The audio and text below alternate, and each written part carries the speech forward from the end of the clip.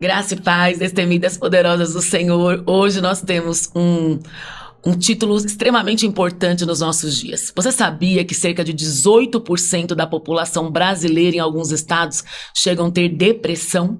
É sobre isso que nós vamos falar hoje. Fica aí porque eu tenho um testemunho que vai transformar a sua vida e vai te ajudar a você vencer e ajudar também as pessoas que estão em sua volta que têm depressão. Hoje eu acordei com uma canção muito antiga, que ela fala assim, ó, você vai se lembrar, hein? Os crentes dinossauros vão se lembrar. Quando eu chorar, vou me lembrar que até aqui tua mão me sustentou. Digo a minha alma, espera em Deus, pois ainda o louvarei. Conhece esse louvor? Esse louvor é antigo e ele está registrado em Salmos 42:11, que eu quero deixar aqui para você, que diz assim: por que você está assim tão triste, ó minha alma? E eu tenho certeza que você que está me ouvindo aí, a grande maioria das mulheres, até se diagnosticaram com depressão e na verdade é só falta de propósito. Você vai identificar hoje se é falta de propósito ou se realmente é depressão. E o salmista continua dizendo: por que está assim tão perturbada dentro de mim? Ponha a sua esperança em Deus, pois ainda o louvarei. Ele é o meu Salvador, Ele é o meu Deus.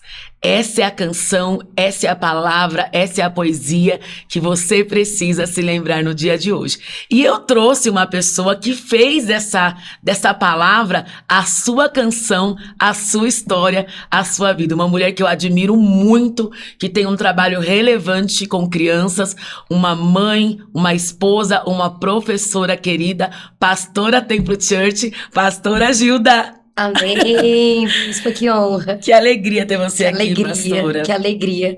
Tipo, um milagre, tipo, não acredito que isso está acontecendo. É, meu Deus, quando eu conheci a pastora Gilda, eu até me emociono, né? Hoje vai ser um podcast bem difícil de fazer, né? Porque a sua história, pastora, eu lembro quando eu te conheci, você já estava vencendo, você já estava alcançando lugares já Sim. de vitórias na sua vida, Sim. mas ainda faltava tanto para chegar onde você chegou aqui, Exatamente. não é verdade? Sim. E esse longo processo que muitas pessoas ignoram na cura da depressão, tem muitas pessoas que começaram agora, já estão desistindo. Sim. Não é verdade?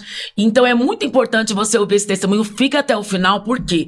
Porque não é só um dia de vitória, é uma longa jornada que você vai ter que reaprender a viver. Não é verdade, pastora? Exatamente. Então compartilha um pouquinho da sua história, como que começou, pastora, essa questão da depressão na sua vida, como que você percebeu que você estava realmente com depressão? Quando eu me permiti reconhecer que algo estava de errado, né? Porque eu já era uma pastora. Então, era inaceitável para mim, né? Estar tão frágil, né? Era inaceitável para mim que eu não estava conseguindo mais, né? Que as emoções estavam me vencendo, que os problemas estavam me vencendo. Era inaceitável para mim. Então, foi um período muito longo de tipo, vai passar, tá tudo bem, é só um dia. Sabe como que nós chamamos na ciência, pastora, negação? Sim. Quando uma pessoa entra em negação, ela percebe que ela está doente mesmo, mas ela fica, não, tá tudo vai passar, é só uma tristeza. Exatamente. É só uma tristeza. Amanhã, o choro dura uma noite, mas a gente começa a usar a própria palavra em Isso. nosso favor. Exatamente. E aí amanhece o dia seguinte e parece que a tristeza não passa. Porque a depressão não é uma tristeza, mas a tristeza não passa. Exatamente. Então, tipo, vamos... o problema é esse. O problema é essa situação aqui. Aí resolvi aquela situação, mas não passava. Mas o problema é a falta disso. Conquistava isso que faltava, mas não passava. Exemplo, você compartilhou comigo que o sonho da sua vida era ser mãe. Isso. E que a depressão desencadeou exatamente nesse momento em que você se viu mãe do Samuel, que é um menino lindo. Exatamente. Eu fiquei grávida de Samuel em 2009, né?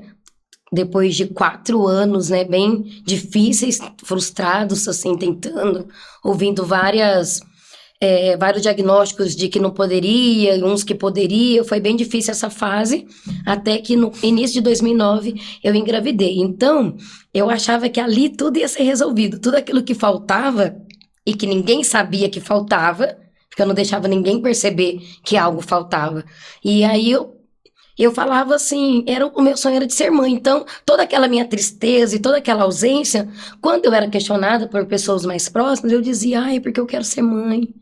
Eu sempre tinha esta justificativa para muita coisa que estava acontecendo. Eu sempre falava assim. Isso é muito importante falar, porque existem muitas mulheres que estão com depressão em casa e elas estão achando, por exemplo, se eu casar, passa. Isso. Se eu tiver um filho, passa. Exato. E, na verdade, se começasse a fazer uma terapia, se fosse ao psiquiatra, se diagnosticasse isso cedo, iria poupar quase de enlouquecer, porque foi o teu caso. Sem dúvida. Porque, na verdade, o que acontece? Quando você compartilhou tua história comigo, eu percebi que desencadeou o gatilho quando você teve o bebê. Mas, na verdade, foi uma história que já estava mal resolvida desde 2006. Exatamente. Compartilha comigo, pastora. Exatamente. Em 2006, eu tive um rompimento de um relacionamento, né, de anos, se eu não me engano, quase 7 anos.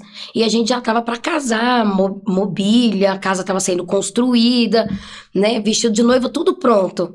Até que então ele terminou, né? Já estava para casar com vestido de noiva. Isso. E ele pediu para romper o noivado. Exatamente, ele pediu para romper. E aí, neste momento, eu me recordei, isso tem pouco tempo, eu não me lembrava disso. Que foi, então, a primeira vez que eu comecei a ficar com pânico, ficar com medo de tudo, evitar as pessoas, evitar telefone, desligar o celular, do trabalho para casa, evitar as pessoas, mudar de caminho para não encontrar pessoas conhecidas, só para não ter que cumprimentar. Comecei a ter esse tipo de comportamento em 2006, mas eu não me lembrava. E aí, pela primeira vez durante a noite, nas crises de ansiedade, de medo, eu comecei a recorrer, eu precisava me esconder. E eu sempre procurava cantinhos, né, para me esconder. Não sei bispa, se eu queria estar protegida, mas se eu tivesse aqui, eu ia entrar debaixo da mesa. Por exemplo, eu tinha que estar debaixo de alguma coisa tinha que me encostar, tinha que me apertar. É que ele é desse tamanho, viu, gente? Então qualquer lugar cabe. Exatamente. Se eu ia não ficar é difícil. Ia ficar difícil. Por isso que foi facinho, né? Essa situação. Então, logo eu entrei pra dentro do guarda-roupa em 2006, só que eu não me lembrava. Olha isso, gente. Todas as vezes que você se sentia, então, pastora, assim, deslocada, com essa sensação ruim, Sim. Você procurava um lugar pra se esconder. De vontade de sumir, né? Eu não suportava a dor. Eu não suportava aquele momento. Por exemplo, em 2006, eu não suportava porque há pouco tempo depois que ele terminou, porque ele queria ficar sozinho, que ele queria viver a vida dele. E aí, mas logo depois, ele já apareceu noivo de uma pessoa.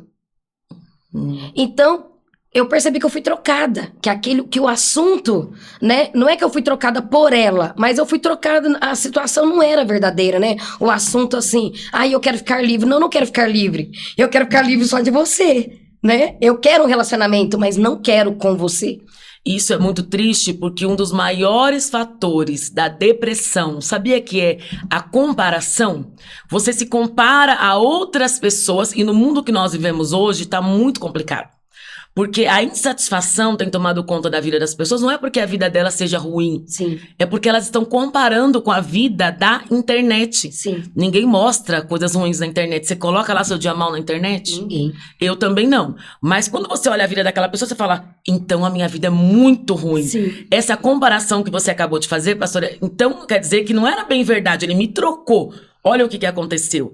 Não é só um sentimento de perder alguém. Não, você tá chateada porque ele está com outra pessoa. Exatamente. Porque você está se comparando ali. Por que não eu? Começam aquelas perguntas, Exato. né? Por que ele escolheu aquela pessoa e não? O que está faltando em mim? Exato. Você nunca consegue imaginar que Deus tem um plano melhor para você, com um livramento. Sim. Não é verdade? Então, Sim. Essa questão da frustração, como que foi para você? Foi horrível, porque eu não sei se é o correto, mas eu sempre falo assim, eu não fui treinada para isso. Então foi horrível porque eu não estava preparada para viver um fracasso, né? Durante toda a minha vida, eu tive sempre que dar muito certo, Eu fazia questão sempre de dar muito certo, né? De estar sempre em destaque em tudo e ser o destaque positivo de tudo. Você se formou com quantos anos na faculdade, pastora? Na faculdade, eu fui tarde para a faculdade. Eu terminei o ensino médio, fui para o comércio trabalhar. E eu fui tarde para a faculdade, mas eu acredito que eu tinha uns 25 anos, mais ou menos, já. Na nossa época, não era tão tarde, né? Porque geralmente, hoje eles saem da escola e já vão pra faculdade, direto, né? Na nossa época, geralmente era isso mesmo. Eu imaginei exatamente isso. Por que eu tô te perguntando isso? Essa questão da alta performance, Sim. né? De você estar no comércio, de você falar, quero trabalhar, quero estudar, quero... E com quantos anos você casou? Com 29, quase 30. 29 anos. Uhum. Então você casou já tardio, porque na nossa época isso já era tardio, né? Sim, porque na minha cabeça, eu nem me via casada. Por causa da frustração? Eu tinha que crescer, eu tinha que ser diferente, né? Eu queria ser independente. E como o casamento da minha mãe foi muito frustrado durante muitos anos, eu falava, eu jamais vou me colocar no lugar de esposa. Eu jamais vou viver o que a minha mãe vive. Eu jamais vou viver uma coisa dessa. Então, eu vou viver sozinha.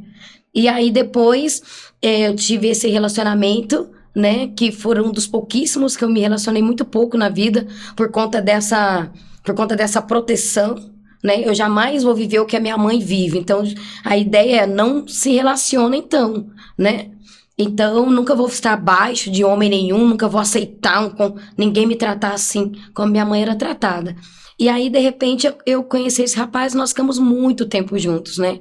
E a gente era muito conhecido na região onde a gente morava, pelo tempo, né? Pelas nossas famílias se conhecerem. Era aquele casalzinho lindo, né? E aí eu comecei a viver coisas que eu jamais imaginei que viveria, né? Que eu ia me apegar a alguém, que eu ia sim precisar de alguém, porque até então eu sempre fui aquela que nunca precisou de ninguém.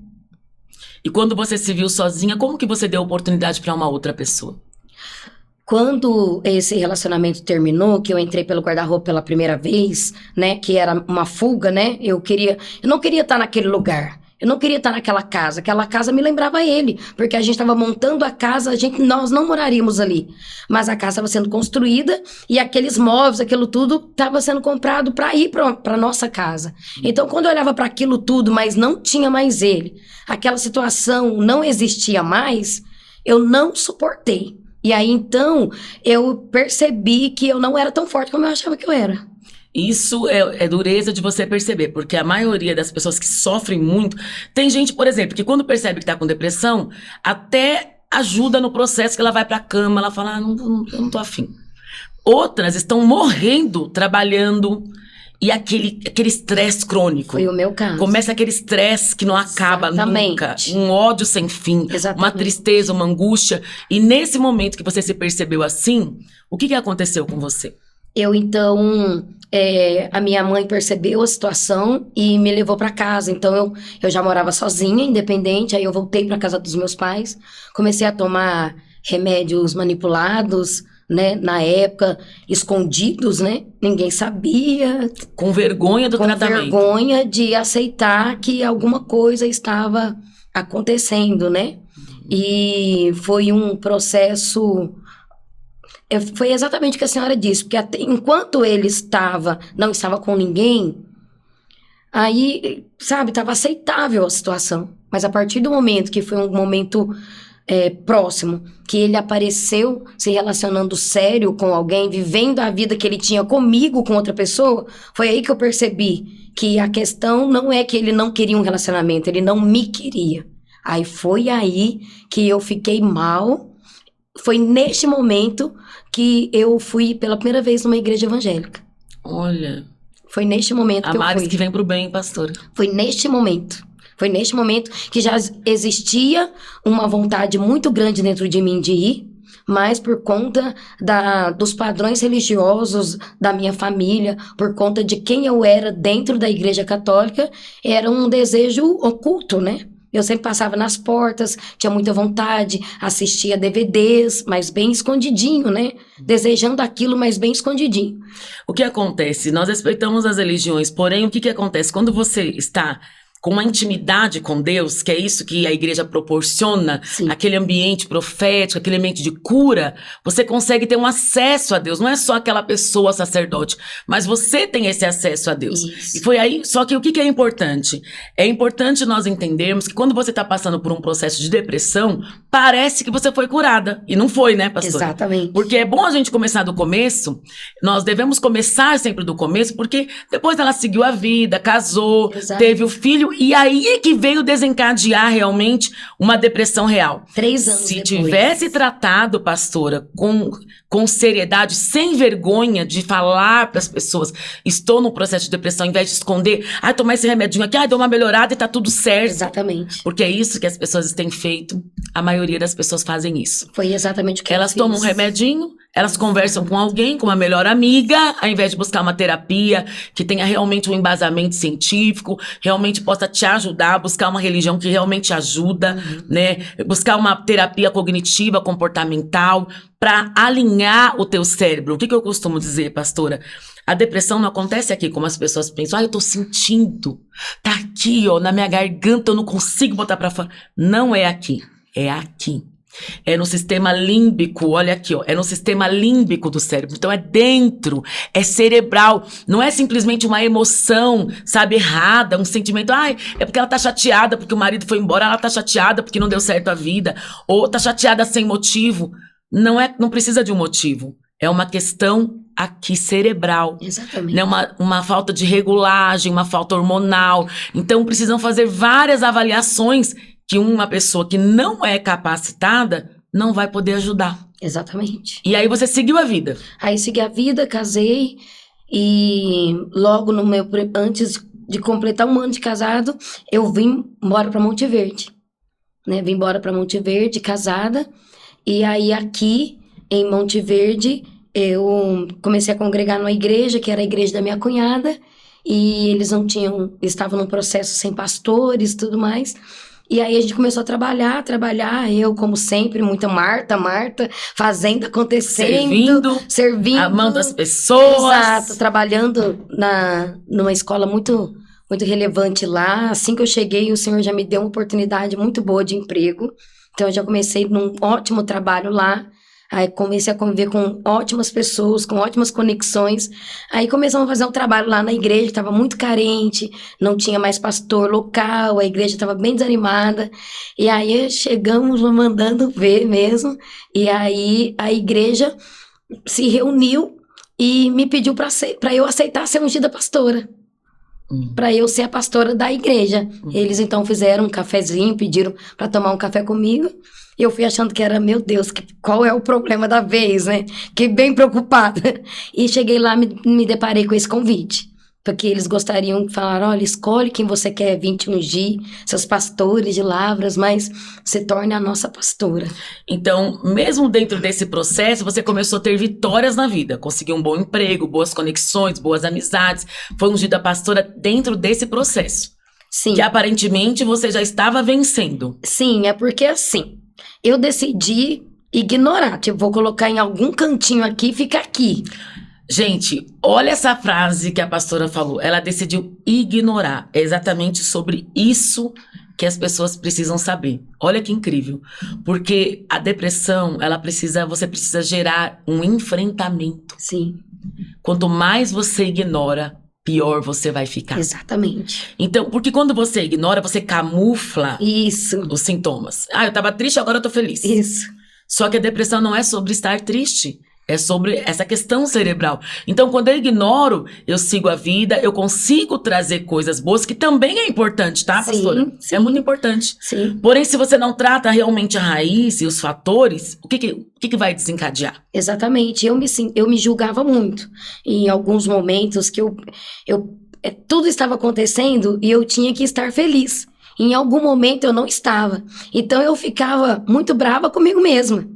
O que mais te falta?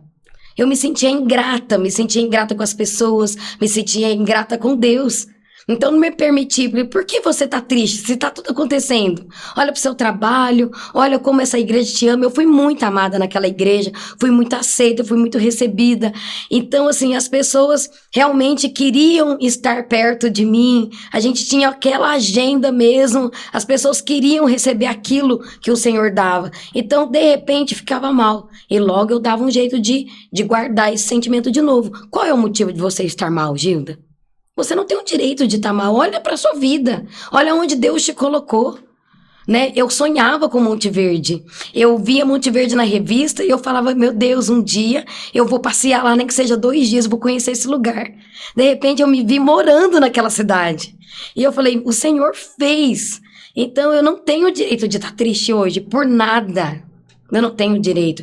Eu queria casar, o Senhor me proporcionou um casamento. Eu nunca sonhei em chegar e pastorear uma igreja local, uma igreja tão relevante até hoje lá. E qual é o motivo de estar triste? Você não tem o direito de estar triste, você tem tudo. Então, o fator da depressão, que todos nós precisamos saber, o fator principal da depressão é você não amar a própria vida. Então, o que acontece, pastora? Você chegou a fazer terapia?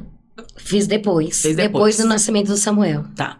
O que acontece? É muito importante você que está em casa saber que a depressão, ela acontece no sistema nervoso central. Porque olha o que você acabou de falar, estava tudo bem, eu não tenho esse direito de não estar feliz. Como não? Entende? A questão pré-frontal, do córtex pré-frontal, ele começa a perder a racionalização. Ele não começa, tipo, qual que é a resposta certa? Tenho que estar feliz. Sim. Qualquer pessoa, a resposta correta é felicidade, né?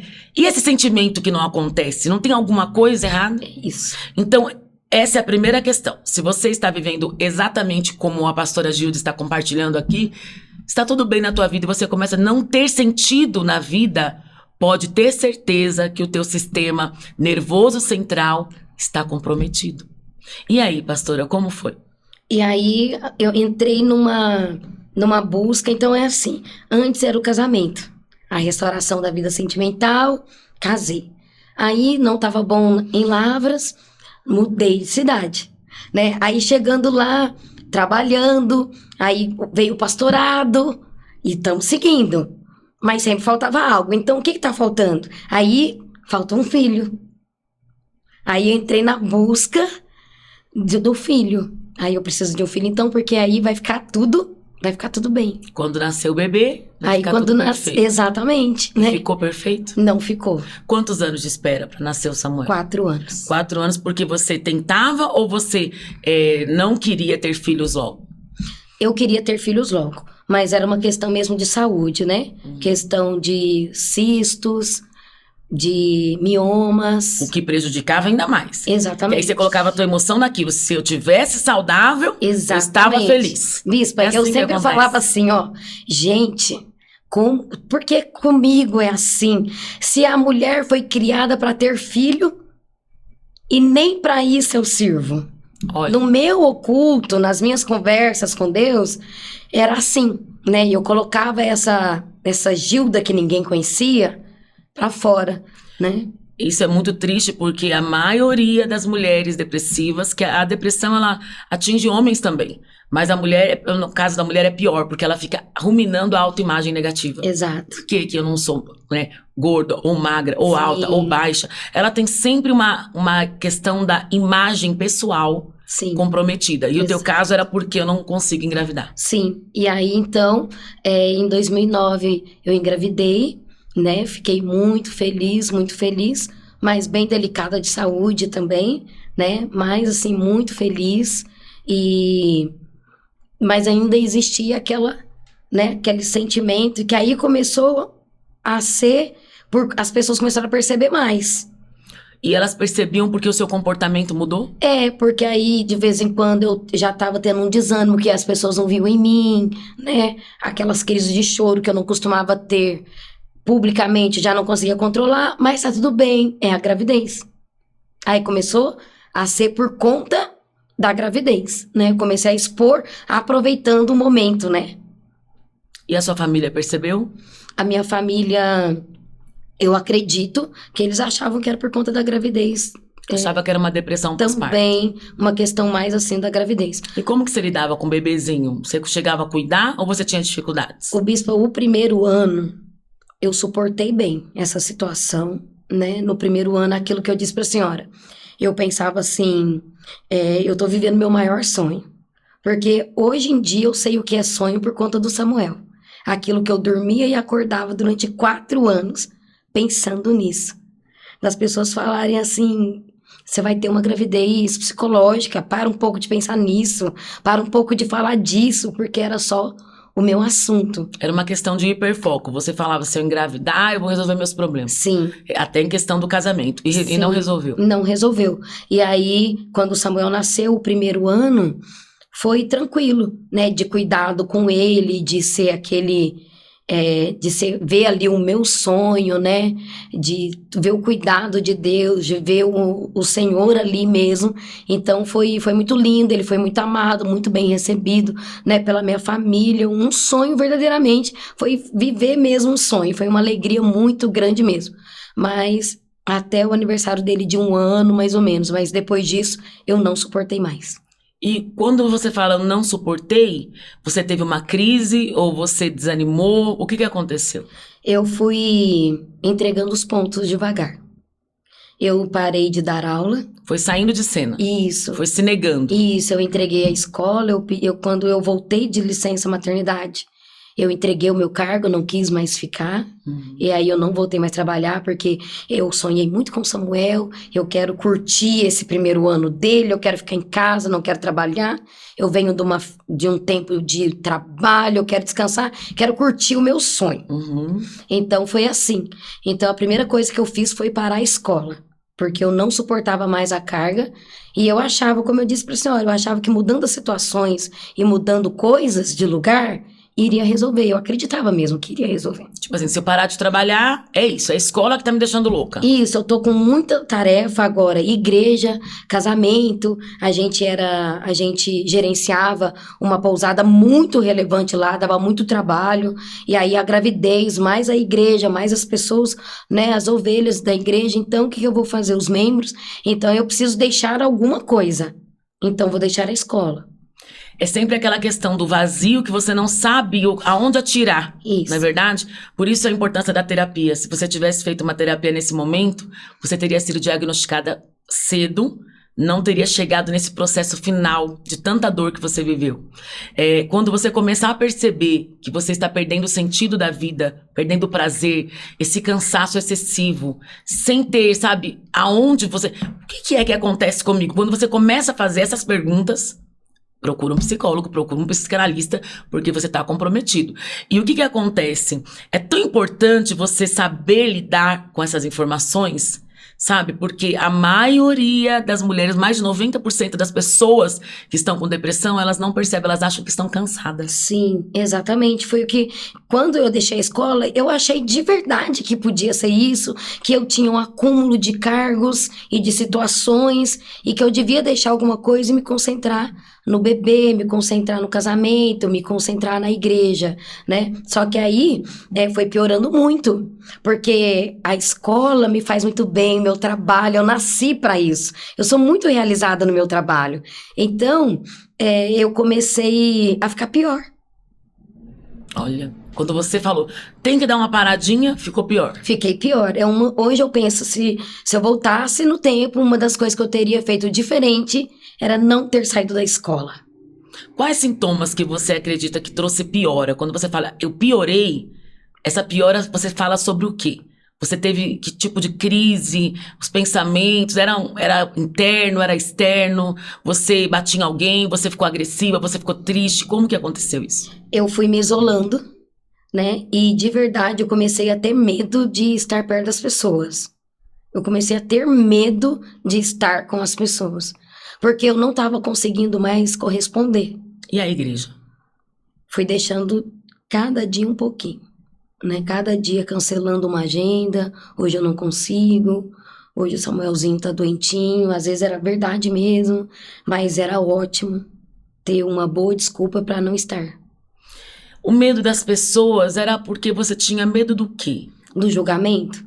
Julgamento. do julgamento. Eu tinha medo de demonstrar fraqueza, né? De demonstrar fraqueza e ser comparada em questão de fé, por exemplo. Medo de todo aquele trabalho que tinha sido feito na igreja lá, que foi muito relevante, né?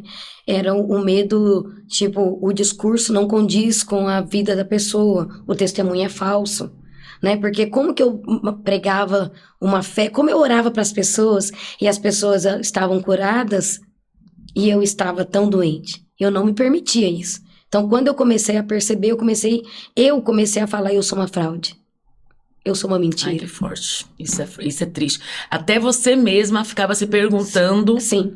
por que Tudo que começou Deus não comigo. estava na sua vida. Porque Exatamente. essa é a questão, né? Se eu sou uma pastora, tô ministrando a palavra, tô vivendo um ministério relevante, com família, com filho, com tudo que eu sonhei, e eu não estou feliz, então o problema sou eu. Exatamente. Então eu comecei a me afastar, sair da escola, as agendas da igreja eu fui cancelando, cada dia uma coisa, né? Tal, esse culto aqui, vamos trazer alguém diferente para ministrar, para não ter que ministrar, porque eu verdadeiramente achava eu não tenho mais nada para ministrar. Porque eu não posso ministrar uma mentira. E eu sou uma mentira. Essa questão do julgamento é tão triste, porque assim, as pessoas elas adoecem, elas não podem nem adoecer. Porque assim, se você tá com câncer, você pode falar pra todo mundo, você é acolhida, você vai ao médico, você faz quimioterapia, não é assim que funciona? Eu desejei isso. Mas se você está com depressão, É isso. você tem que esconder. É isso. Você não pode nem sequer falar para as pessoas, porque existe aquela religiosidade, que a depressão é falta de Deus. Isso. Você mesma sentiu isso, né? Sim. Então Deus não está aqui, porque se ele estivesse, quando na verdade, infelizmente a ignorância faz você achar que Deus não está presente. Deus sempre esteve presente. Sim. Deus sempre esteve ali. Agora, o que nós precisamos é trazer uma compreensão real da questão do problema. Sim. A questão real é uma questão cognitiva que está faltando ali, né? Você precisa de ajuda de um profissional adequado, que possa olhar para você e dizer, vai ficar tudo bem. Porque chega nesse momento, pastora, você já pensa que não vai nunca mais dar certo. Sim. Não é verdade? Sim, porque demorou muito, né? Eu fui tentando sozinha durante muito tempo. E aí, com o bebê e com a necessidade dos cuidados que o Samuel tinha como bebê, então eu não estava conseguindo. Então, a minha mãe já começou a perceber mais e eu já tinha mais liberdade de falar com ela. Então, ela já foi ficando junto comigo para dar esse cuidado pro bebê, né? E o meu irmão mais próximo, junto com a esposa que é da área da saúde, começou a desconfiar de uma depressão pós-parto, né? E aí, como era o meu sonho ter um bebê, e quando o bebê chegou, eu me vi debilitada, eu comecei a ouvir isso de algumas pessoas, mas não era o seu sonho. Né? Que não ajuda em nada, esse Exato. tipo de frase, né? Mas não era seu sonho e agora você tá assim, né? Mas não era seu sonho, você não pediu tanto para Deus, para agora você não dar conta de viver o seu sonho. Então isso tudo eu não precisava de ninguém para falar, porque eu era a primeira a apontar o dedo para mim e me envergonhar e me cobrar. E eu cheguei a falar para Deus na época assim, eu preferia ter qualquer outra doença, porque eu podia, para eu poder contar. Sabe, porque a igreja nunca ouviu de mim, né, isso. Nunca ouviu, eu nunca contei pra eles, gente, eu preciso disso. Quer dizer, isso aconteceu, mas a situação estava muito grave. Então, eu desejava uma doença biológica. Porque aí, eu podia chegar com o exame, né, e falar assim, gente, olha o que eu estou vivendo. É porque quando você fala do sentimento, o sentimento não aponta em nenhum exame. Isso, Você está sentindo. e a vida não justificaria pra eles. Mas ela queria tanto um sonho, o Senhor deu. E aí tudo desmorona no momento que era para ser o melhor momento da minha vida. Era o momento que eu estava me sentindo pior na vida. E quando que você percebeu que não tinha nada a ver com a gravidez? Que você realmente tinha acontecido o gatilho do relacionamento novamente, né? Dessa questão do relacionamento não tá bem resolvido. Que você não tá conseguindo lidar dentro de casa, tem um bebê pra cuidar, tem um marido que tá mais ou menos. E você começou a perceber que isso era um gatilho que aconteceu lá em 2006. Mas Ficar sozinha de novo. Isso, eu só percebi mesmo que isso tinha relação quando o divórcio veio acontecer. Né? Antes eu achava que era só o problema da minha saúde e o problema do casamento era só uma situação que eu iria resolver. Eu vou resolver isso. Eu sempre resolvo. Eu sempre dou um jeito. Essa situação vai passar e eu vou dar um jeito, porque eu não vou ser a rejeitada pela segunda vez. Aconteça Olha o gatilho o aí. que acontecer, eu vou dar um jeito. Eu vou suportar o que for, mas eu não sou a abandonada de novo. Traumas não tratados, eles se repetem. Isso é muito triste. Se você não tratar, se torna um padrão. Infelizmente, não tenho tempo aqui para explicar isso cientificamente, mas é mais ou menos assim. Se eu fui rejeitado uma vez e eu não soube lidar com aquilo, eu vou seguindo a vida. Lá na frente, eu dou um jeito de ser rejeitada de novo. Obviamente, isso é inconsciente, Sim. né, gente? Ninguém quer ser rejeitada. Sim. Pra quê? Pra que eu consiga resolver. O cérebro, ele busca isso, ele busca uma resolução, um enfrentamento. Sim. Só que como essas questões estão desalinhadas, né, elas não vibram corretamente, você começa a dar resposta errada. Sim. Você começa a falhar, sabe? Você começa a falhar. E essa questão da falha é muito importante. Exemplo, quando você começou, você falou que você chegou a cortar o cabelo, pastora? Sim, quando eu e todo mundo percebeu que era sério. Um dia que eu acordei sem voz. Eu fiquei muda, que a minha tristeza era tão grande. Ninguém sabia o que eu tava vivendo um inferno em vida. Mas ninguém sabia. A vida estava seguindo. A Gilda está vivendo o sonho dela, casada com um bebê, mãe de um menino, que era o meu sonho, ter um menino. Então, ela tá feliz. Mas chegou um dia que eu não aguentei mais. Fui ficando só em casa, fui ficando fechada, né? Fui parando com a limpeza, fui deixando de abrir as janelas. Isso foi acontecendo. A comida foi perdendo dentro da geladeira. Ai, compra alguma coisa, come um pão. Foi indo assim, só as coisas do bebê. Mantendo só as coisas do bebê. Até que um dia eu acordei muda.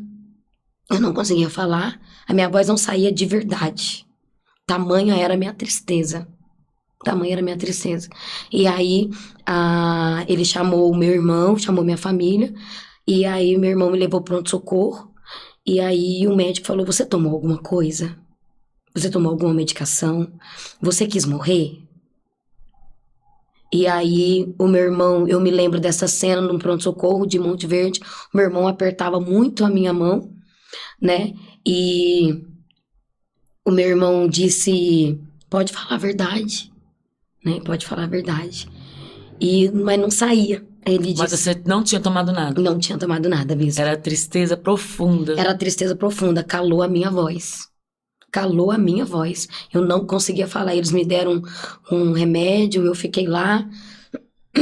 E eu comecei a ficar com muito medo dele, do pai do meu filho, porque eu comecei a evitar, hoje eu sei que eu comecei a evitar estar com ele porque eu estava evitando o abandono. Você não queria... é muito forte. Eu não queria viver isso de novo, né? Então, nesse dia que eu fiquei sem voz, eu me lembro que eu estava com muito medo dele. A questão de ficar sem voz, pastora, é justamente para não dar a resposta que a vida precisa. Né? Essa questão é uma crise muito séria. Sim. Quando você não quer resolver o problema. Isso. É aquilo que eu falo. Por que não enfrentar? Exemplo, o que poderia acontecer se ele fosse embora? Porque as pessoas, elas não têm obrigação de viver o que elas também não querem, não é verdade? E eu preciso aceitar. Exato. Eu não quero que o outro vá embora, mas se ele quer ir, eu preciso deixar que vá. Já fiz de tudo, já lutei, já tive filho, já busquei de tudo, já orei, já fiz... Ele não quer. Exato. Aceita. Exatamente. Você sabia que meu primeiro AVC que eu tive, pastora, foi por causa da rejeição? O Leandro tinha 2 anos e eu lembro que eu estava sozinha em casa, destruída, sabe assim, destruída. E eu lembro que o Leandro falou, ele era bebezinho, né? Ele falou, mamãe, você tomou um tiro. E eu tava sangrando pelo ouvido.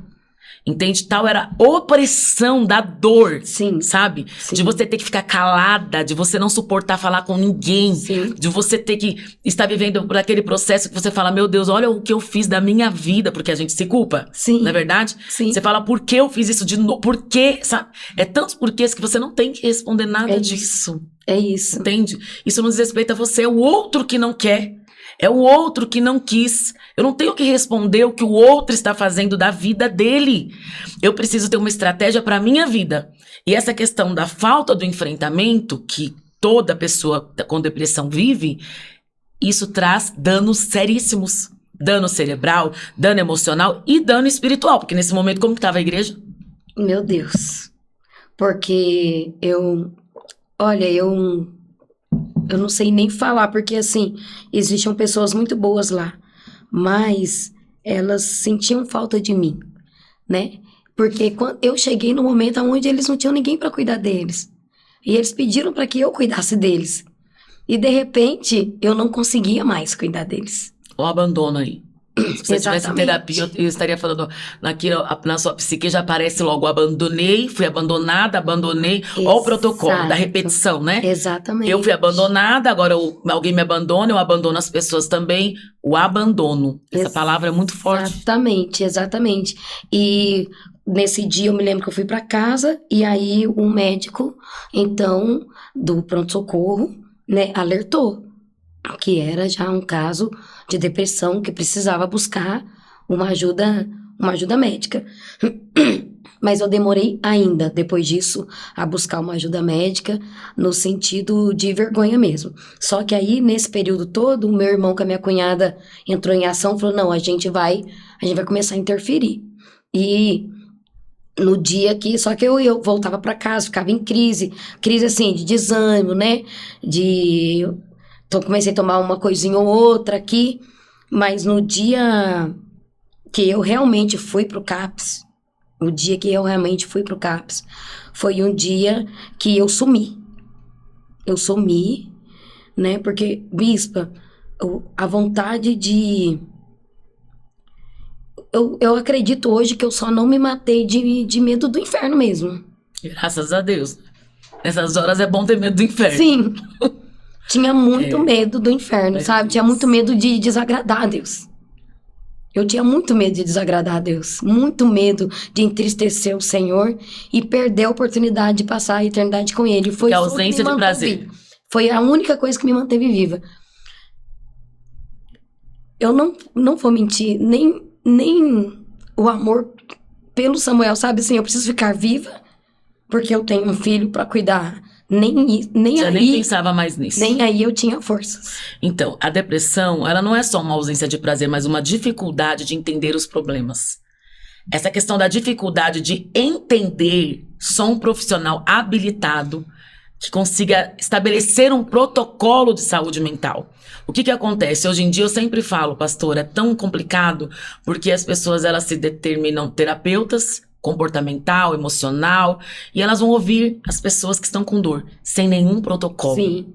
E aí o que acontece? A pessoa desabafa, coloca pra fora, e quando uma pessoa coloca pra fora, se não tem um protocolo de saúde mental, se não tem alguém pra orientar essa pessoa a seguir numa ativação comportamental, ela fica pior. Sim.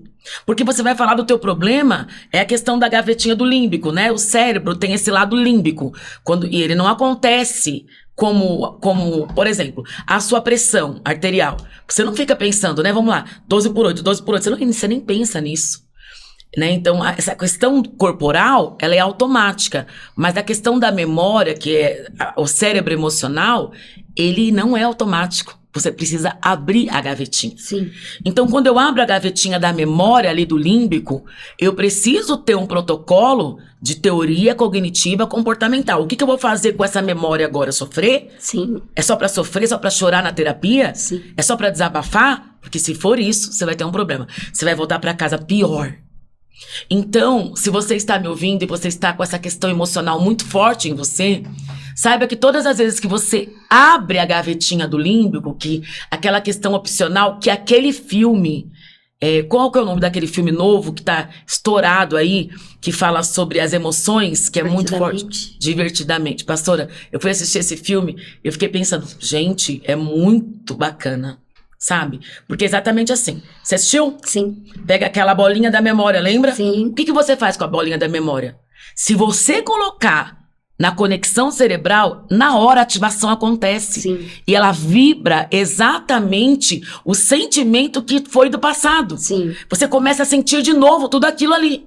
Então, se não tem um profissional habilitado para te ajudar a você reconectar a tua história, ressignificar, só dano. Olha, é muita graça de Deus. Porque nesse dia, eu decidi, eu deixei a minha mãe, deixei o Samuelzinho com a minha mãe, e eu ficava dentro do quarto debaixo da cama. o quarto todo escuro, e eu ficava debaixo da cama. Nesse dia eu aproveitei que eu tava sozinha e saí e falei, eu não volto hoje. Hoje eu não volto. Hoje eu não volto, não volto. E eu saí andando para aquela mata de Monte Verde. Eu fiquei andando sem rumo, tentando me perder. Eu queria me perder. Ficava andando pra tudo quanto é trilha, pra tudo quanto é trilha, tentando não voltar mais mesmo. Essa era a minha intenção. E aí eu lembro que no meio do mato, eu achei uma casa, me enfiei lá, e aí dormi. Muito fraca, não me alimentava bem, mas muito fraca. E aí, fazendo barulho de carro, eu ouvi alguém me gritar. Eu ouvi alguém me gritar, e aí eu falei, deve ter acontecido alguma coisa com o Samuel.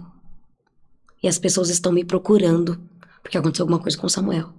E aí eu saí e tentei voltar. Eu consegui voltar, mas eu me lembro desse percurso. Eu chorava muito, muito desesperada, pedindo pra Deus. Sem esperança. Falando, Senhor, eu sentava no caminho, chorava, voltava, falava, Senhor, como eu vou voltar? Eu não suporto mais, mas eu preciso voltar. Eles estão me procurando, deve ser alguma coisa com Samuel. Nesse dia, eu fui me esconder dentro do canil do cachorro. Foi nesse momento. Você voltou pra casa, mas foi pro canil do cachorro. Foi pro canil do cachorro. Eu entrei pra dentro, tinha vários canis, a pousada tinha vários lugares assim, tinha vários cachorros. Os cachorros estavam soltos, porque eles estavam higienizando o local. Então eu entrei e todo mundo me procurando como louco, até que me acharam deitada, enrolada como um cachorro, dentro da casinha do cachorro, levando a mão na vasilha de comida do cachorro e levando na boca. Foi nesse momento que eu não tinha mais controle. Eu não tinha mais controle. E provavelmente eu ia acabar morrendo em algum momento mesmo. Em algum momento mesmo, porque eu não conseguia mais manter.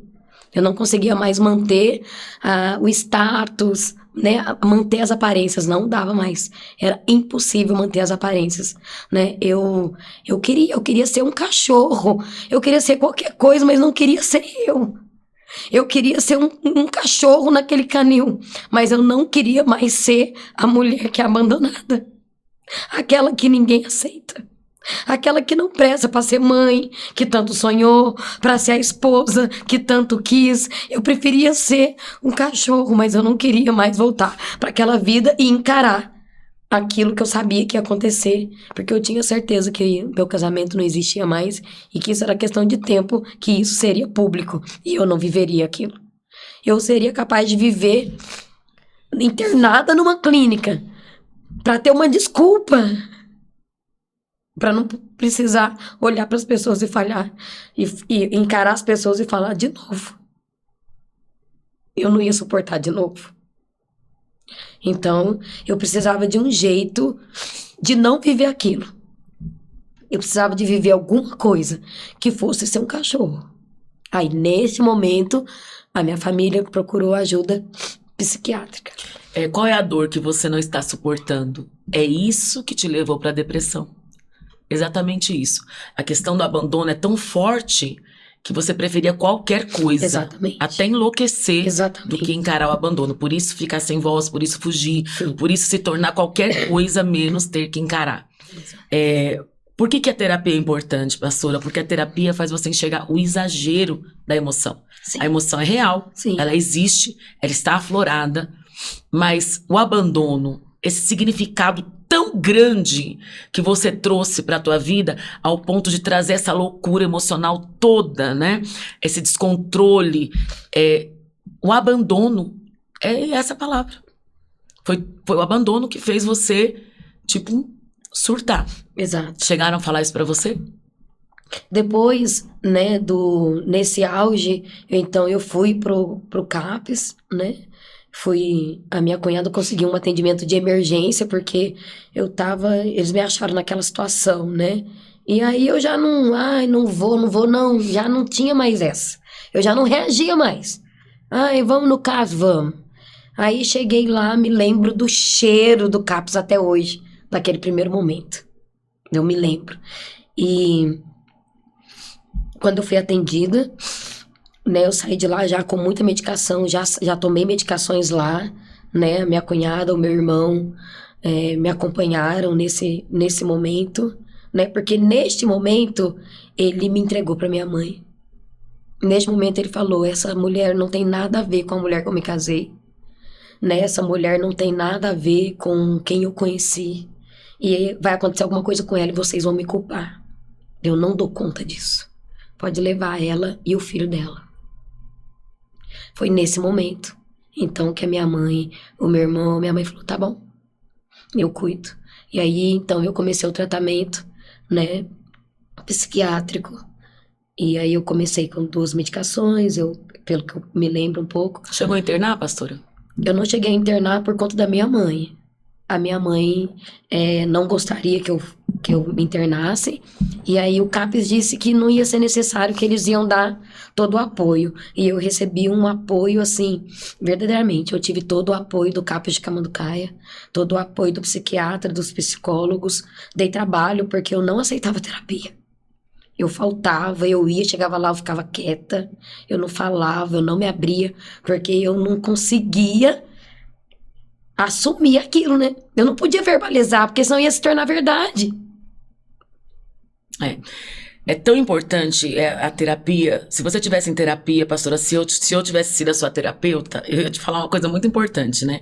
A figura da tua mãe é muito presente na tua vida. Sim. E você trouxe, logo no comecinho aqui do nosso podcast, você falou que você olhava para o casamento da sua mãe e você falava, que horror, né? Eu não quero isso para mim. Sim. Então, o que a filha faz? A filha quer salvar a mãe.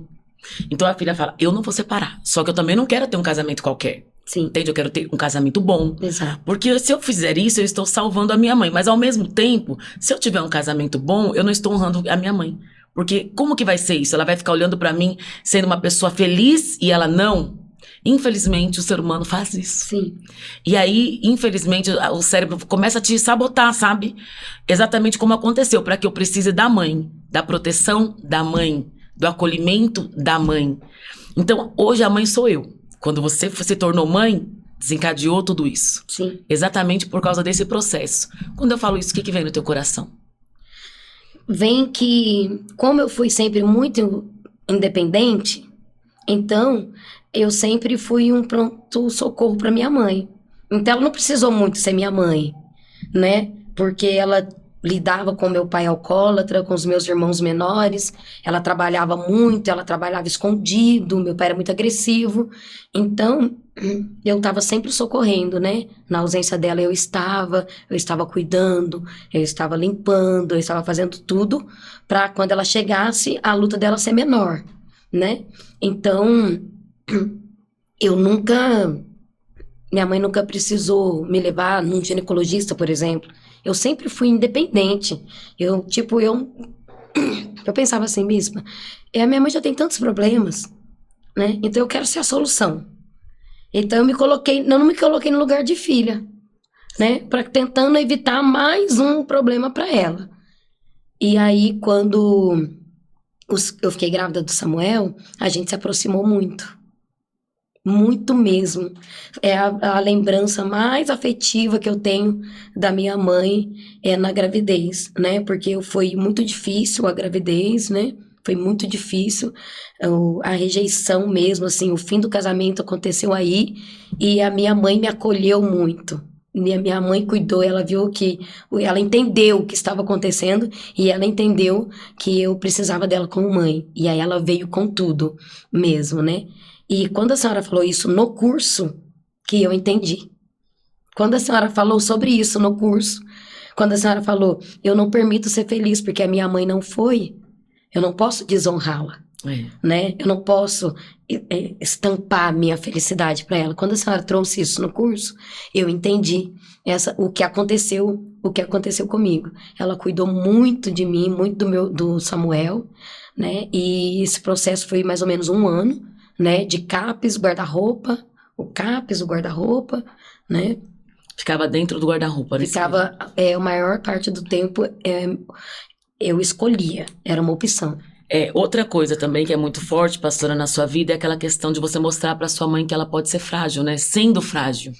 Tá vendo? Olha, se você for frágil, alguém vai te acolher.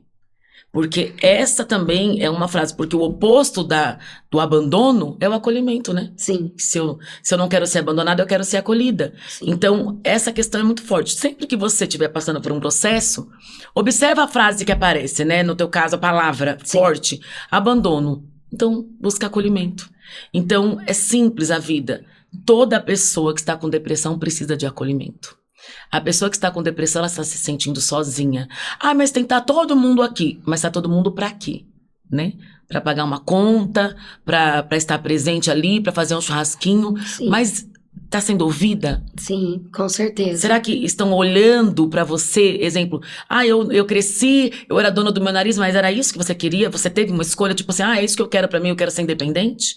Não quer. Sim. Né? Você queria ser acolhida. Sem dúvida, né? Eu ficava romantizando, por exemplo, eu ficava imaginando assim, quando eu ficar grávida, tô com vontade de comer isso. Vai sair correndo e vai realizar o meu desejo. Só que não. Só que não. Para melhorar a depressão, quais foram os protocolos que você estabeleceu? Porque foi um processo. Quando eu te conheci, você já tinha saído do armário, já Sim. tinha? Já tinha, já. Né? Já estava morando Naquela sozinha época, com o sim. Samuel, lembro. Isso. Eu lembro que quando nós chegávamos toda cheia de alegria na tua casa, você estava falando hoje na mesa, né, pastora do café? Sim. Meu Deus, que pessoas horríveis. Eu lembro que você falava horríveis. Foi na festa surpresa de aniversário, vocês são horríveis. Tipo assim, a igreja inteira na porta da minha casa. Ela com depressão, querendo se esconder no armário, e a igreja lá na porta da casa dela. Parabéns! Exatamente. E ela, tipo, que pessoas E eu horríveis. disse isso, né? Nossa, vocês são horríveis, que assim, meu Deus. E era isso. Nessa época eu já tinha sido liberada do CAPS, né? Tinha feito o tratamento certinho. E na época do tratamento do inicial do CAPS, eu tomava 7 comprimidos, né, por dia, psiquiátricos. Engordei demais. Eu me manipulava através do cabelo, né? Eu não me machucava, mas eu cortava qualquer faquinha, eu cortava um pedaço do cabelo. Tesoura, gilete. Por que você fazia isso, pastora? Eu me incomodava. Não podia me encostar. Não podia me encostar. Eu cortava, eu retalhava meu cabelo todo. Então eu fiquei fisicamente muito diferente também. Pelo tamanho que eu tenho, 1,5 m, com quase 100 quilos, por conta da medicação, né, psiquiátrica. E aí, nessa época do CAPS, aconteceu que eu conheci uma pessoa que conhecia a Bispanice. Isso eu chorei. Pastora. E esse momento foi o ápice. Foi assim, Deus dizendo, eu ainda estou aqui.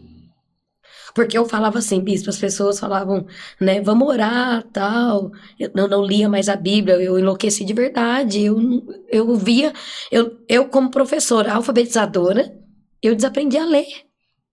Né? Eu só conhecia as letras do alfabeto, mas eu não conseguia juntar. Eu olhava para a Bíblia, eu só sabia que o A era A, que o M era M, mas eu não conseguia juntar nada mais. A minha mente não funcionava. A minha mente não correspondia. Eu ouvia de algumas pessoas que eu estava exagerando, que se eu me esforçasse, né? Mas não era de verdade, eu não conseguia ler. Muitas pessoas na época, eu me lembro que achavam, a igreja ficou muito dividida. Muitas pessoas achavam que eu estava mentindo, chamando atenção para o divórcio não acontecer. Mas era de verdade, eu não conseguia juntar as letras. Era uma das coisas que mais me frustrava como professora. Eu achava que a minha vida tinha acabado. Como assim eu nunca mais vou dar aula na minha vida? Eu tinha certeza que eu nunca mais daria aula na minha vida. Eu, professora alfabetizadora, eu ia precisar ser alfabetizada. Eu imaginava, alguém vai ter que me ensinar a ler de novo. E a Bispa Anice chegou nesse momento. Me apresentaram ela, e uma vez eu me lembro direitinho, lá naquele aconchego do guarda-roupa, porque uma das coisas mais fortes que a senhora me ensinou é que era isso, que é confortável, né? Chega um momento, eu não precisava cuidar do meu filho, eu não precisava de trabalhar, eu estava sendo sustentada, né? Ele não podia seguir adiante com o divórcio, porque eu estava louca na hora, como que ia, por mais que o divórcio já tivesse acontecido, não ia se concretizar, ele estava amarrado a mim, uma pessoa doente, né? Ele era um... Ai, como que fala quando o personagem é do mal? Ele era o vilão. Ele era o vilão da história. Uhum. Então tava muito confortável pra mim, dentro do guarda-roupa. Essa é a questão, né? Libere essas pessoas que te fizeram mal. Exato. Deixa que vá. Exato. Abra a mão. Se você tá com uma corda e você tá segurando a pessoa, Isso. você vai se machucar. Solta. Exatamente. Ah, mas como vai ser? Você vai saber. Essa é a sua vida, é a sua história. Você tá querendo ver a história do outro, tá querendo segurar o outro. Deixa que vá. Foi isso que aconteceu quando a Bispa Nisso chegou, porque aí eu me lembro que a minha mãe falava com alguém no telefone e eu lá dentro do guarda-roupa. Aí minha mãe na porta do guarda-roupa atende o telefone, atende o telefone. Eu falei, não vou atender, por favor, atende. Aí quando eu abri a porta do guarda-roupa, minha mãe estava em lágrimas, com meu bebê no colo, falando, eu não posso fazer mais nada. Eu estou desesperada. Não tenho mais o que fazer. E eu percebi que antes tinha gente em casa, eu ouvia vozes. Eu percebi que as pessoas estavam cansando, né? E tava ficando só eu e ela mesmo, né? Minha irmã sempre presente, mais distante, morando em outra cidade, né? Meus irmãos, minhas cunhadas, mas todo mundo vivendo a sua vida. Ninguém tava mais com paciência para isso. Aí então a minha mãe disse, falaram muito bem dela para mim, que se tem alguém que vai te ajudar é ela, e eu te peço pelo amor de Deus, atende por mim e pelo Samuel. Se você nos ama, você vai atender. E aí então eu atendi, e ela daquele jeito, oi pastora, não, eu não sou a pastora, me falaram que você é a pastora Gilda, eu falei, não, eu não sou pastora mais não, você é sim, faz as malas que você vai vir aqui pra minha casa em Extrema, que eu vou cuidar de você. Eu falei assim, eu acho que não falaram direito de mim pra você. Eu não saio de casa, né? Eu fico só no quarto, eu não vou não. Ela falou, você vai. Você vai porque falaram de você pra mim e eu fui orar. E o Senhor me disse, cuida da minha filha. O Senhor mandou eu cuidar de você, então agora eu vou cuidar de você, você vai vir. Desse jeito. Eu falei, que louca, essa mulher é louca. Eu falei pra minha mãe, essa mulher é louca. Nem me conhece. Nem me conhece, ela nunca tinha me visto na vida. Aí, por conta da minha mãe e tudo, a gente desceu. Eu tinha muita dificuldade de entrar em carro, de descer a serra, né? Tinha pânico, tinha muitas crises mesmo. E eu me lembro a descida pra Camanducaí foi terrível. Eu passei muito mal até chegar em Camanducaí. Foi uma viagem longa. E aí ela tava lá me esperando. Que esse jeito dela de ser, de início, de ser ela é maravilhosa, cheia de doida, Deus e de botando o dedo vida. na cara, você vai Exatamente, exatamente. Aí, quando ela me conheceu, ela falou pra mim assim, ó, eu não entendo nada de depressão não, tá? Eu não tenho ideia do que é querer morrer, minha filha, porque eu nunca quis morrer na minha vida. Ela é cheia de vida. Mas o Senhor mandou eu cuidar de você. Então, o que eu vou fazer? Eu vou cuidar de você e Ele vai fazer. Aí ela falava assim, ora, eu não conseguia, né? Aí eu falava pra ela assim, eu não consigo. Aí ela falou, eu acredito em você. Eu sei que você tá falando a verdade. Então isso me conectou a ela. Essa questão da pessoa ter alguém é muito importante. Sim. Alguém que fale pra você, eu acredito. Sim. Não que eu não tenha ouvido isso da minha família, sabe? Mas em nenhum momento ela pensou que eu tava fingindo. Ela falou assim, eu sei que é difícil pra você. Eu sei que você não consegue. Eu sei que você não consegue. E eu fiquei muito impressionada, porque eu falava assim, ó, eu sou Saul. O Senhor retirou de mim o que um dia Ele me deu. Eu falava isso. Um dia eu sei que Deus foi na minha vida, mas Ele não é mais. E aí, quando ela começou a falar que Deus falava de mim pra ela, isso me impressionou. Porque eu percebi Que Deus chamava. que Ele me amava, que Ele não tinha esquecido, porque eu achava de verdade que Deus tinha, né, que por conta dos meus comportamentos, Ele tinha virado as costas pra mim, eu não conhecia essa graça, né? Eu fui conhecer um pouco através do comportamento dela comigo, eu comecei a perceber que existia algo de Deus que eu ainda não conhecia, mas que eu fui conhecer de uma forma mais concreta quando eu conheci você. Que o amor de Deus, ele não te julga, né? Você precisa aceitar o amor, né? A maioria das pessoas que têm depressão, elas não aceitam por ser amadas. Aceita a criatura. Lembra que eu falava isso pra você, O pastor? tempo todo. Meu Deus, aceita. Qual que é a dificuldade de aceitar o amor? Receba, simplesmente receba. Ah, não sei, recebe. Exatamente. Recebe o amor. A senhora me abraçava e falava, te amo. Eu falava pra minha mãe, esse povo é louco, me conhece há 15 dias, estão falando que me ama. E tem pessoas que falam, o mundo tá muito complicado. Não tá, não. É você que tá nos lugares errados. Entendeu? Exatamente. Não tá, não. Sabe, eu tava compartilhando, pastora, sobre essa questão da tua vida e eu fiquei pensando, olha que lindo que Deus fez. Hoje você está casada, tem um ministério, seu marido é um homem poderoso, né? Vai ser ungido pastor. Vocês já fazem uma obra relevante, seu filho é maravilhoso, cheio da presença de Deus, você tem um trabalho sensacional. Agora, trabalha para a própria prefeitura, passou no concurso. Sim. Olha que coisa Aquela que linda. não conseguia ler. Deus né? transforma, mas nesse processo não é somente a religião. Isso. Você tem que buscar ajuda de verdade. Exatamente. Aí a bispa disse isso. A bispa nisso falava assim, ó, você vai continuar tomando seus remédios e você vai ficar um tempo aqui, quando tiver consulta, você volta pra Camanducaí e vai nas consultas. Enquanto eu estava nos cuidados com ela, eu não faltei nenhuma consulta. E na casa dela você orava, tinha a presença de Deus, participava de cultos? Então, eu não tinha opção de não ir, né? Porque ela não deixava eu não ir. Ai, eu não vou no meio das pessoas. Você vai. Você vai viver. Isso é muito importante, essa conexão com a vida. É mais ou menos assim, você precisa ter uma obrigatoriedade com o teu destino, sabe? Tem que acordar, tem que tomar café da manhã, tem que almoçar, tem que jantar, tem que tomar café da tarde, tem que conversar com as pessoas, tem que mexer no celular, tem que assistir um filme, tem que sair pra trabalhar. Aí hoje eu só consigo olhar o celular. Olha o celular. Hoje eu consigo olhar o celular e comer. Todo dia você vai vencendo, sabe? Trazer um comportamento ativo dentro de uma normalidade de base. Sim. Isso é muito importante. Algo que a Bispa Nice fez que foi extraordinário pra mim. Extraordinário, extraordinário. Essa coragem dela, essa confiança de que Deus estava no controle. Quando ela acreditava mesmo naquilo que Deus tinha falado pra ela.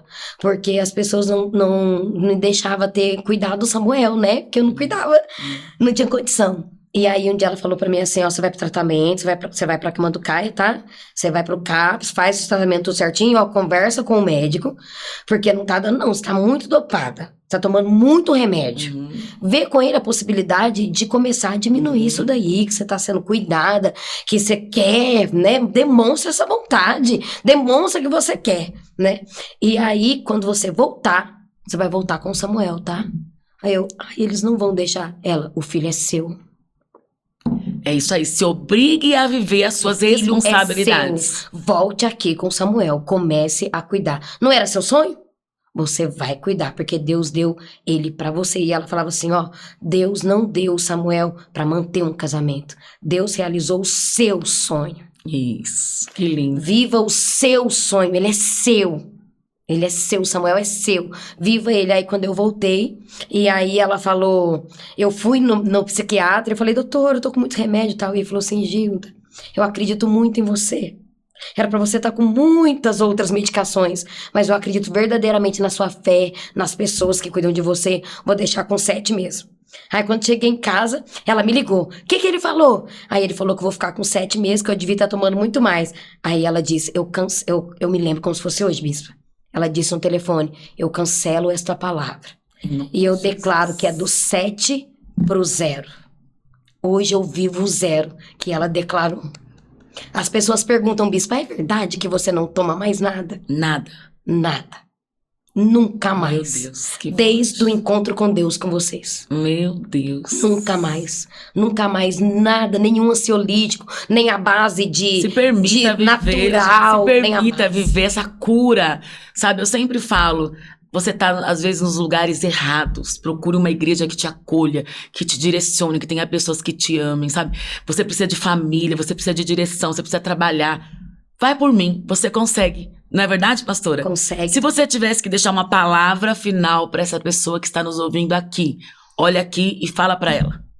Eu quero dizer para você não viver sozinha. Sabe, essa conexão que o Senhor me deu através da Bispa Nice, me conectou com a pastora Alessandra, que me conectou com esta igreja. Então, por mais que a vontade, o sentimento queira trazer você, mostrar para você que você deve ficar sozinha, vença isso, se force, Como a Bispa Nice falava para mim, você vai pro culto, vá pro culto. Algo que a Bispa Nice dizia, que depois eu ouvia muito da pastora Alessandra, né? Não espere a vontade para ir, não espere, reaja aqui, ó. Reage aqui. Não espere o seu coração ter vontade, mas vá, esteja com pessoas, ligue para alguém, peça socorro, confie que alguém, não pense no que a pessoa vai pensar, no que você vai dizer. Acredite verdadeiramente que existe alguém que vai te ouvir. As pessoas, ai, fulano não quer acreditar em mim, eu tenho medo, vão achar que eu sou o que eu estou fingindo, né? Muitos pensaram que eu estava fingindo, mas existiam pessoas dispostas a me ouvir. Eu tinha uma família, acredite na sua família, confie no amor da sua família para você, conte a verdade. Conte que você não está dormindo. Conte que você não está feliz neste emprego. Peça demissão desse emprego, se preciso for. Procure um lugar que você desejaria estar, mas você deixou de estar por causa de alguém. Sabe aquela amizade que você deixou passar por conta de pessoas? Procure aquela amizade de novo. Reata, seja feliz, conte a verdade para as pessoas. Não tenha vergonha de mostrar o que você é, porque Deus tem uma restauração na sua identidade e você não vai conseguir isso sozinha. Você vai precisar de pessoas e existem essas pessoas. Bispo, essas pessoas existem. É verdade. Estamos aqui para te ajudar no que você precisar. Obrigada, querida. Testemunho muito emocionante. Obrigada, Bispo. Muito obrigada de verdade. Eu tenho certeza que muitas pessoas serão ajudadas, tá bom? Eu quero lembrar de uma coisa rapidinho. Teve um final de ano, a senhora escreveu, nós tiramos uma foto juntas. E ontem eu falei pra Amanda assim, Amanda, eu sempre coloquei data de validade nas pessoas na minha vida. Eu sempre estava preparada para ser abandonada. Então, eu comecei a abandonar primeiro. E eu me lembro que eu coloquei na legenda assim, de 2016 até, coloquei 3 pontinhos. A senhora foi lá no comentário e falou, que 3 pontinhos? Que, pastora? É de 2016 pra eternidade. Aqui ninguém deixa ninguém, não. Exatamente. Aqui ninguém solta a mão de ninguém. Obrigada. Juntas pra sempre, na alegria e na tristeza, porque nós temos uma aliança no Senhor Jesus. Amém. Obrigada. Te amo. Te amo. Deus abençoe e até a próxima, gente.